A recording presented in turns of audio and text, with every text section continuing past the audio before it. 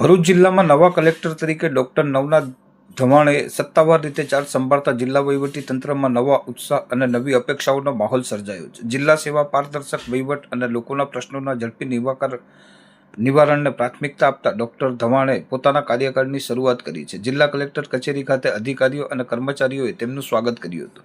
Doctor Navnath ધવાણે અગાઉ વિવિધ વહીવટી પદો ઉપર સફળ કામગીરી બજાવી ચૂક્યા છે અને તેમની કાર્યશૈલી લોકો કેન્દ્રિત માનવામાં આવે છે. ભરૂચ જિલ્લામાં વિકાસ કાર્યો, ઔદ્યોગિક પ્રગતિ, ગ્રામ વિકાસ, શિક્ષણ, આરોગ્ય અને પર્યાવરણ સંબંધિત મુદ્દાઓને વધુ ગતિ આપવા તેઓ પ્રતિબદ્ધ હોવાનું જણાવ્યું છે. ચાર્જ સંભાળ્યા બાદ તેમણે જિલ્લાના વિવિધ વિભાગોના અધિકારીઓ સાથે બેઠક યોજી વિકાસલક્ષી યોજનાઓની સમીક્ષા કરી હતી. આ પ્રસંગે ડોક્ટર ધવાણે જણાવ્યું હતું કે સરકારની જનકલ્યાણકારી યોજનાઓનો લાભ અંતિમ વ્યક્તિ સુધી પહોંચાડવાનો તેમનો પ્રથમ પ્રાથમિકતા રહેશે. સાથે સાથે સામાન્ય નાગરિકોની સમસ્યાઓને ઝડપી અને પારદર્શક રીતે ઉકેલ લાવવા માટે જિલ્લા વહીવટી તંત્ર સક્રિય રહેશે. બીજી તરફ ગુજરાત એનર્જી ડેવલપમેન્ટ એજન્સી એટલે કે GEDAના ચેરમેન પદે ડોક્ટર ગૌરાંગ મકવાણાની નિમણૂક થતાં રાજ્યભરમાં શુભેચ્છાઓનો વરસાદ વરસી રહ્યો છે. ઉર્જા અને પર્યાવરણ ક્ષેત્રે લાંબા સમયથી કાર્યરત ડોક્ટર ગૌરાંગ મકવાણા હવે GEDAના નવી દિશા અને નવી ગતિ આપશે તેવી અપેક્ષા વ્યક્ત થઈ રહી છે.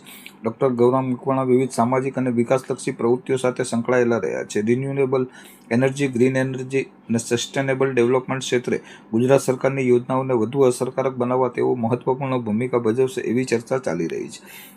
રાજ્ય સરકાર દ્વારા કરવામાં આવેલ આ બંને મહત્વપૂર્ણ નિમણૂકોની વિકાસલક્ષી અને વહીવટી દ્રષ્ટિએ મહત્વપૂર્ણ માનવામાં આવી રહી છે. ભરૂચ જિલ્લામાં નવા કલેક્ટર તરીકે ડોક્ટર નવનાથ ધવાણેની એન્ટ્રી અને GEDAના ચેરમેન તરીકે ડોક્ટર ગૌરાંગ મકવાણાની નિમણૂકને લઈ લોકોમાં નવી આશા અને ઉત્સાહ જોવા મળી રહ્યો છે. નમસ્કાર, હું ડૉક્ટર નવનાથ ગવાને. આજે 14 મે 2026 રોજ હું ગૌરાંગ મકવાણા સાહેબ પાસેથી કલેક્ટર ભરૂચનો ચાર્જ લીધો છે. આ જિલ્લામાં જે જોઈનિંગ મારો થયો છે આ બાબત હું પણ આનંદી છું અને જિલ્લાની સેવા કરવા માટે હું કટિબદ્ધ છું. Thank you.